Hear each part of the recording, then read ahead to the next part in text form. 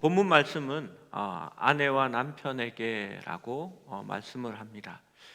여러분, 아내와 남편의 그러한 사이가 어떠해야 한다라고 하는지 우리는 다 알고 있습니다. 유명한 빌리 그레함이라는 이 부흥사가 있습니다. 수십만 명을 전도했다, 뭐 이런 평가를 받지요. 빌리 그레함과 이혼을 생각해 본 적이 있느냐라고 그의 아내 루스 그레함에게 물었습니다. 그러자 이혼이요? 전혀 그런 적이 없습니다 라고 대답했습니다. 역시 훌륭한 부흥사의 아내는 뭔가 다른 것 같습니다. 그런데 반전이 있습니다.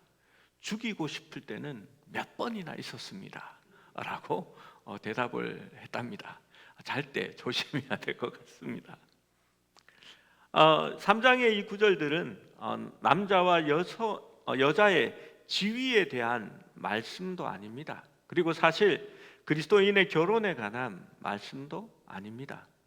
이 말씀은 기독교인 배우자와 비기독교인 배우자 사이에 있는 관계에 대하여 말씀하고 있는 구절입니다. 성경 말씀을 대상을 잘못 보고 성경을 이렇게 해석하고 적용하면 전혀 다른 말씀이 되는 겁니다. 그래서 이 부분에 대해서 우리가 아마도 잘못 생각하고 있었던 분이 많을 것이라 생각합니다. 그리스도인은 비기독교인 배우자와 어떻게 생활해야 할까요? 이것이 이 구절의 전체 맥락입니다.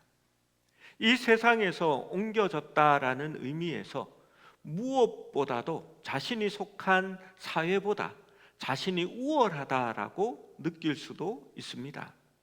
그래서 사회의 문화와 또 사회의 법에 대하여 무관심할 수도 있습니다. 또 가정에 대해서도 소홀할 수 있습니다. 그리스도를 믿고 이렇게 말합니다. 보라, 나는 하나님께 속해 있다. 나는 천국 시민이다. 나는 여기에 속한 사람이 아니니까 나는 나그네요.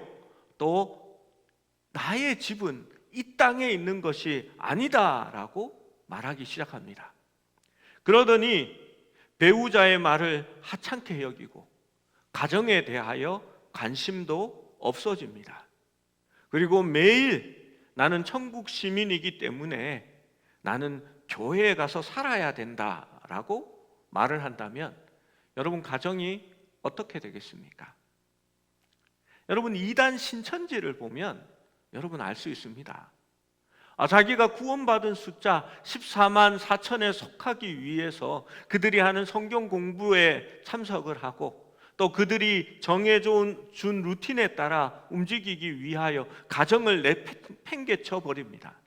그리고 가정에 있는 돈을 끌어올 수 있는 대로 다 끌어와서 그 이단 신천지에 갖다 바치고 자식이나 남편은 어떻게 되는지 간에 상관이 없어집니다.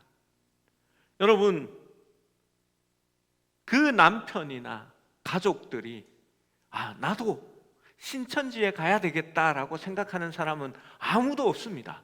어떻게 하면 그 아내를 다시 집으로 데려올 수 있을까 생각하다가 결국에는 이혼을 해야 되겠다라고 결심하는 사람들을 만납니다.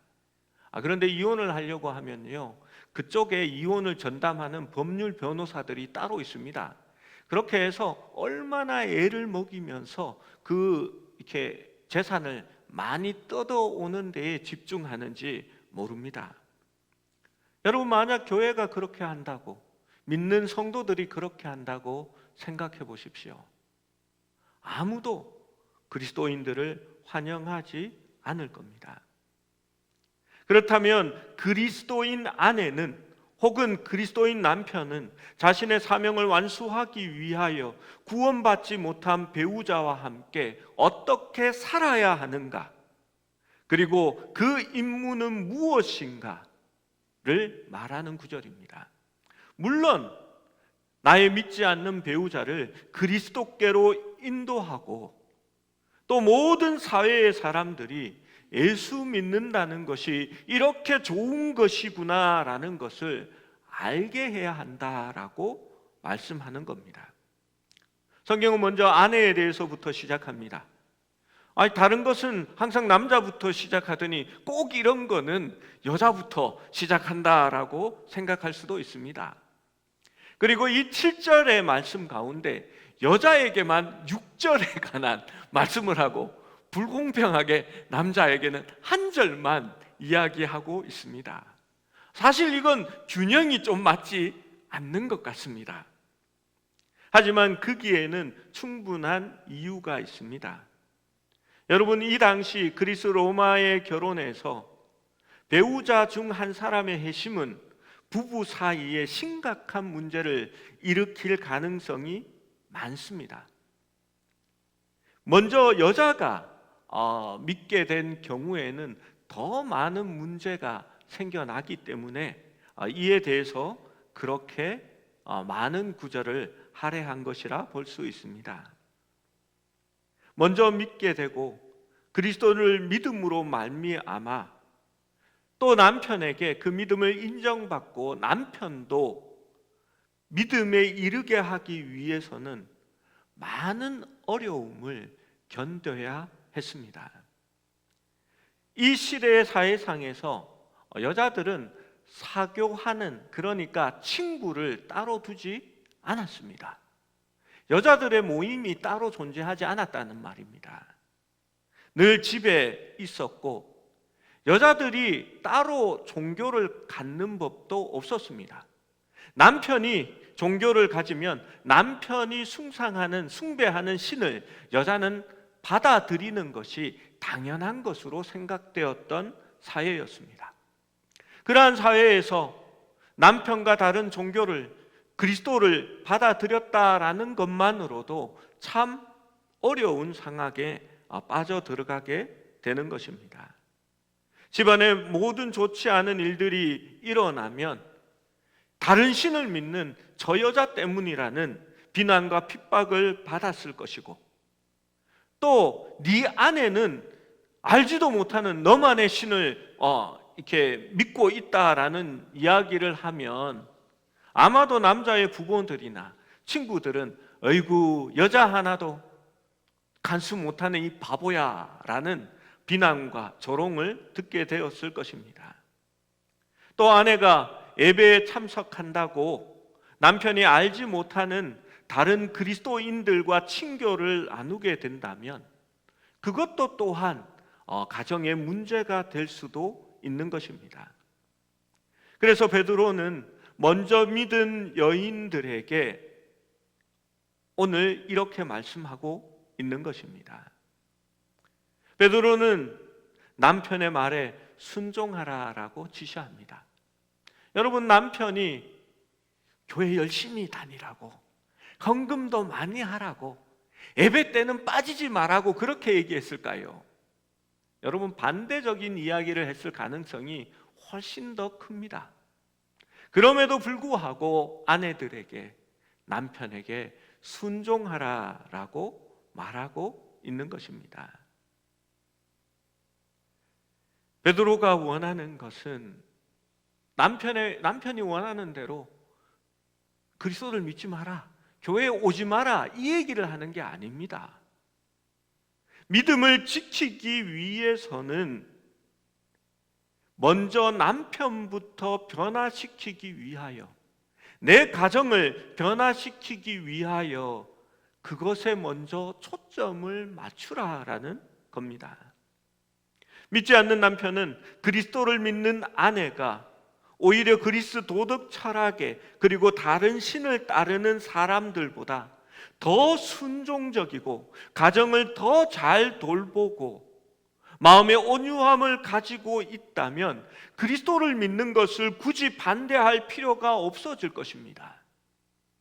아내가 교회에 나가기 시작하더니 사람이 달라졌어요. 아니, 교회에 안 나가는 저 옆집 저 아내보다는 내 아내가, 교회에 나가는 아내가 훨씬 더 훌륭하다 생각하면 그것을 말리겠느냐라고 말하는 것입니다. 여러분, 당시 문화에서는 여자가 남편에게 훈계하거나 가르칠 수 없었습니다. 여인들은 침묵하지만 더 효과적인 의사소통을 해야 했습니다. 베드로는 아내들에게 남편에게 설교하라라고 말하지 않습니다. 논쟁하라라고 말하지 않습니다. 바가지 박박 긁으라고 말하지 않습니다. 복음에 관해서 장황하게 설교하라고 하지도 않습니다. 그녀에게 남편이 사용하는 맥주잔 아래에 성경 구절을 넣어두라고 하지도 않습니다. 침대 베개 밑에 전도지를 두라고 한 것도 아닙니다. 냉장고도 없었겠지만 냉장고에 성경 구절을 붙여 놓으라고 그렇게 말하지도 않았습니다. 여인들에게 두려워함으로 정결한 행실을 보임으로 그 남편도 구원을 받게 하라라고 말하고 있는 것입니다. 1절 2절 말씀을 함께 읽어봅니다. 시작. 아내들아, 이와 같이 자기 남편에게 순종하라. 이는 혹 말씀을 순종하지 않는 자라도 말로 만리하지 않고 그 아내의 행실로 말미암아 구원을 받게 하려 함이니 너희의 두려워하며 정결한 행실을 봄이라. 그렇습니다. 말보다 중요한 것 행실이라고 말하고 있는 것입니다. 두 번째로 베드로는 그리스도인의 여인들의 단장에 대해서 이야기합니다. 3절 4절 말씀을 함께 읽어봅니다. 시작. 너희의 단장은 머리를 꾸미고 금을 차고 아름다운 옷을 입는 외모로 하지 말고 오직 마음에 숨은 사람을 온유하고 안정한 심령에 썩지 아니할 것으로 하라. 이는 하나님 앞에 값진 것이니라. 베드로는 더 나아가 그리스도인 여자들에게 그들의 아름다움은 온유하고 안정한 심령의 내적 특성으로 하라라고 말씀합니다. 여러분, 제가 저의 편견일 수도 있습니다. 이렇게 이상하게 듣지는 마십시오. 저희 큰아들에게 아들아, 얼굴이 이쁜 것보다는 건강하고 자세가 바른 게 더 좋다.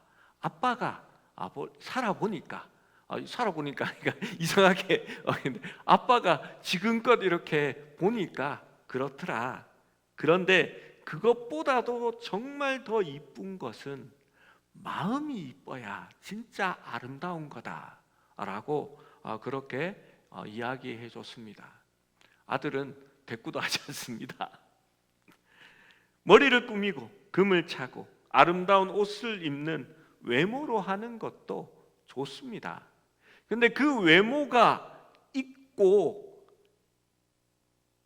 속이 안 따라가면 막 여자가 엄청 싸납고 막 이렇게 무섭게 막 이렇게 하면 그런 걸 보고 여성 비하 발언으로 몰아가지 마십시오. 이게 뭐에 금기골이다 그런 금가락지다라는 그런 이야기를 하는 겁니다. 여러분, 오늘날 많은 사람들이 외모에 치중하고 이를 위해서 얼마나 많이 투자하는지 모릅니다. 저도 건강을 위해서 몸무게를 5kg만 줄여야 되겠다. 원래 목표가 아니라 몇 년 전부터 목표를 삼고 그러나 꾸준하게 유지를 하고 있습니다. 여러분, 그 당시에 한번 생각해 보십시오. 그리스도인 남편은 믿지 않는데 예배에 참석하러 간다고 하면서 나갑니다. 그런데 나갈 때에 머리를 예쁘게 막 꾸미고 단장하고 예쁜 옷을 입고 금을 차고 그렇게 해서 나간다면 남편이 그것만으로도 의심스럽다라고 생각하지 않을까요? 그 당시 문화에서 말입니다. 그것보다는 차라리 온유하고 평온한 심령으로 하는 것이 더 아름다운 것이다 말하는 겁니다. 집안에서도 마찬가지입니다. 외적인 치장보다는 마음에 숨은 사람을, 그래서 마음에 숨은 사람이 뭘까요? 속에 있는 내적 사람을 이야기하는 겁니다. 온유하고 안정한 심령으로 하라라고 말합니다. 온유하고 안전한 평안한 심령이라고 하면 이렇게 설명하기가 되게 이렇게 어려운데요. 반대말로 하면 쉽습니다. 신경질 내지 말고 감정적인 마음으로 하지 말고 막 화내는 그런 걸로 하지 말라라고 이야기합니다. 여러분, 아무리 예쁘게 꾸미고 앉아 있어도 아내가 그렇게 하면 결코 좋아 보일 리가 없습니다. 그리고 그 성품은 그리스도와 연결된다는 것입니다. 늘 그 말이 따라다니지 않을까요? 너는 예수 믿는다는 게 왜 그래? 나는 그 말입니다. 불신자 남편이 회사에서 왔습니다. 그런데 아내는 수요 예배를 간다고 하면서 아직 집에 오지 않았습니다. 밥을 먹으려고 밥솥을 여니까 밥이 없습니다. 아내가 오면 같이 시켜 먹어야 하지 하고 기다리고 있는데 아내가 와서는 피곤하다며 소파에 누워서 넷플릭스에서 돌아온 돌싱 이런 것을 보고 있습니다. 남자가 말합니다. 회사 갔다 왔는데 밥솥에 밥이 없어. 그러니까 아내가 대꾸합니다. 나도 회사 갔다 왔어. 자기만 간 줄 알아. 밥이 없으면 자기가 좀 하면 안 돼? 라는 소리를 남자가 듣게 됩니다. 여러분, 그러면 남자는 아내가 교회 다니는 것에 대하여 불편한 감정을 분명하게 느낄 겁니다. 그리고 예수 믿는 여자에 대해서 좋은 점수를 주지 않을 것이고 나중에 자기 동생이나 회사 후배에게 말할 겁니다. 절대 교회 다니는 여자랑 결혼하지 마라 라고 말입니다. 여러분, 아닐 것 같습니까? 실제 그런 이야기를 합니다. 베드로는 과거 사라가 남편을 주라고 불렀기 때문에 그 순종의 패러다임으로 그것을 제시합니다. 여러분, 사라의 순종이 어디에서 나타나냐 하면요, 창세기 12장 말씀에 보면 그런 말씀이 드러납니다. 아브라함은 지가 살려고요, 사라에게 너 아내라 하지 말고 누이라고 하자.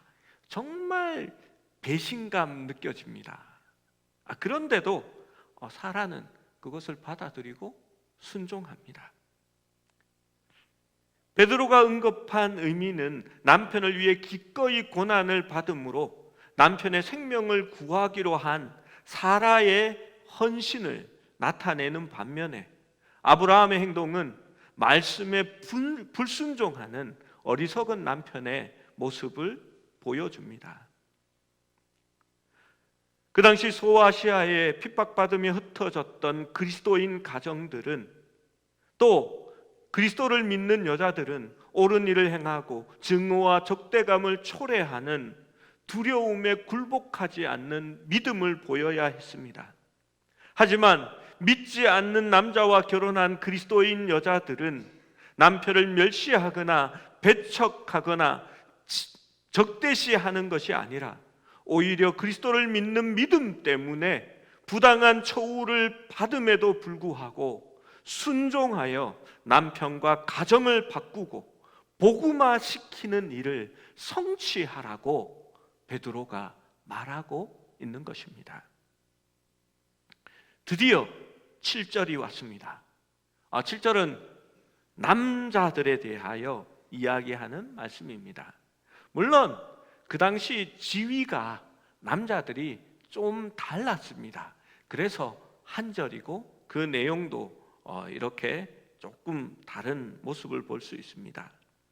7절 말씀을 함께 읽어봅니다. 시작. 남편들아, 이와 같이 지식을 따라 또 생명의 은혜를 함께 이어받을 자로 알아 기이 여기라. 이는 너희 기도가 막히지 아니하게 하려 함이라. 베드로는 여성도 은혜의 공동 상속자이므로 남성이 누리는 동일한 은혜의 특권에서 제외되지 않는다라는 것을 먼저 말합니다.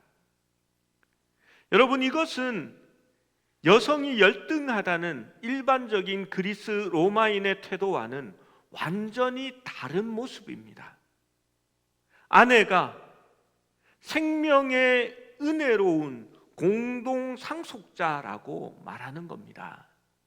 나만 구원 얻는 것이 아니라 내 아내도 하나님의 나라 영원한 생명을 함께 상속하는 사람이라는 것을 알고 그것을 위하여 봉사하라라고 말하는 것입니다. 그래서 당시 여성들의 인권은 그냥 종보다 조금 나은 위치였습니다. 그러한 아내들에게 더 약한 그릇으로 묘사한 베드로의 묘사는 참으로 그 당시의 인식과는 다른 것입니다.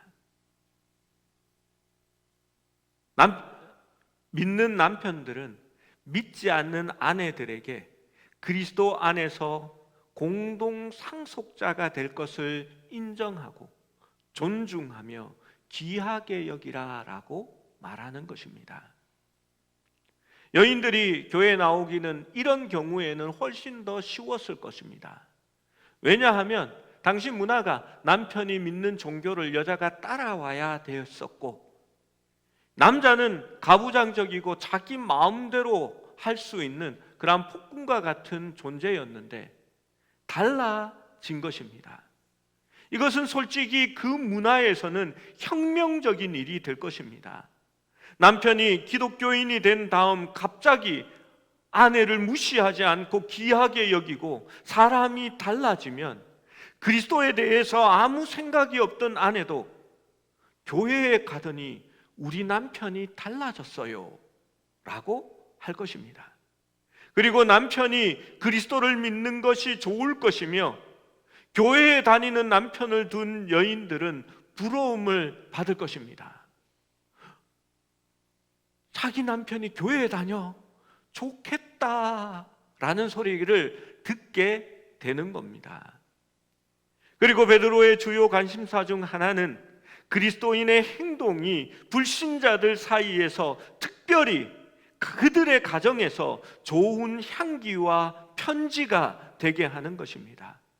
로마 통치자와 사회에서 선한 것으로 인정받고 존경받는 방식으로 행동하여 불신자들에 대한 비판, 중상, 박해를 잠잠하게 하도록 격려하는 것입니다. 그들의 문화와 사회의 삶을 본받고 그들과 같이 따라가라는 것이 아니라 그리스도인으로 살면서 그들에게 비난받을 일을 삼가하는 것입니다. 순종에 대한 베드로의 가르침이 단순히 이교 사회의 눈에서 기독교의 호의를 얻으려는 가식을 하라는 게 아닙니다. 그들보다 더 나은 기준을 가지고 헌신하며 봉사하라는 것입니다. 더 많이 손해보고 낮아지고 노력할 수 있어야 한다는 것입니다. 그것이 그리스도인의 삶이 되어야 한다는 것입니다. 분당에 있는 어떤 교회에서 부목사님이 강단에서 설교하면서 동성연애 반대한다고 쫓아나가서 맨날 데모하는 것보다 그리스도를 믿는 가정이 얼마나 건강하고 아름다운지를 우리가 보여줌으로써 그들로 하여금 잘못을 뉘우치고 돌아오게 하여야 한다라고 그 부목사님이 설교를 했습니다. 저는 100% 맞는 말이며 그것이 옳다고 지지합니다. 그런데 그 말이 그런 운동을 하는 사람들로부터 이렇게 막 공격을 받게 되자 그곳의 담임 목사님이 그 목사 잘못했다 막 이러면서 야단을 치고 공개적인 석상에서 그 목사를 이렇게 책망하는 것을 어리석었다, 말이 그렇게 하면 안 된다라는 그런 얘기를 했던 것을 봅니다. 아니요, 정확하게 맞았습니다. 그것이 베드로가 이야기하고 있는 것입니다. 그러나 제가 자녀들에게 또 여러분에게 권하는 것은요, 이 어려운 일을 왜 가려고 합니까? 지금은 로마 그리스도 시대가 아니거든요. 잘 믿는 이성 친구와 교제하고 잘 믿는 사람과 결혼하면 이렇게 고생 안 해도 됩니다.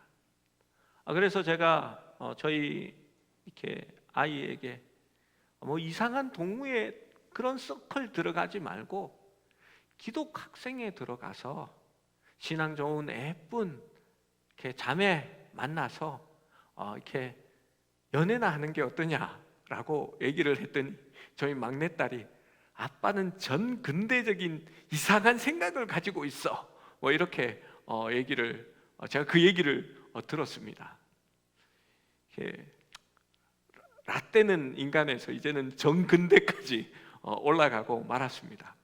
그런데 나중에는 알게 될 겁니다. 아빠가 너희들을 얼마나 위해서 하는 말인지 깨닫게 될 것입니다. 마지막 사도인 요한이 죽은 후 한 20년에서 30년이 지난 후에 편지 하나가 보낸 것이 발견이 되었는데요. 누가 보냈는지는 모릅니다. 그런데 수신자는 디오그네투스에게 보낸 편지였습니다. 이 디오그네투스는 그리스도를 믿는 사람이 아니었는데 누군가 가까운 사람이 기독교를 설명하기 위해서 이 편지를 보냈고 그 편지가 발견되어 지금도 남아 있습니다. 그 앞부분을 제가 번역해서 읽어드리겠습니다. 기독교가 왜 그렇게 빨리 퍼지는지 내가 너에게 알려주겠다. 그리스도인들은 땅에서 바쁘지만 그들의 시민권은 하늘에 있고 그들은 자기의 고국에 살고 있지만 이방인으로 살고 있습니다. 그들에게는 모든 외국이 그들의 고국과 같고 모든 자기의 나라가 그들의 외국과 같은 삶을 살아갑니다. 그들은 결혼하고 아이를 갖지만 원치 않는 아이를 죽이지 않습니다. 그들은 테이블을 모든 사람과 함께 공유하지만 침대는 어떤 사람과도 공유하지 않습니다. 라고 적었습니다. 여러분, 이것은 그 당시에 있어서 삶에 대한 높고 높은 견해입니다. 원치 않는 아기를 죽이지 않는다라고 말합니다. 당시에는 여자아이를 낳으면 그것을 강에 던지는 일이 허다했습니다. 부모에게는 그러할 권리가 있다라고 여겨졌습니다.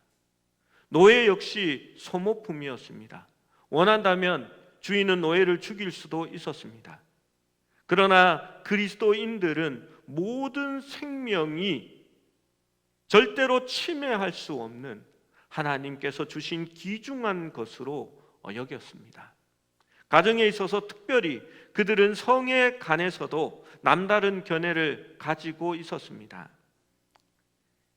사람들이 그들을 이상하게 여겼던 글귀, 그들이 식탁은 모두와 함께 공유하지만 침대는 공유하지 않는다라고 적었던 구절이 있습니다.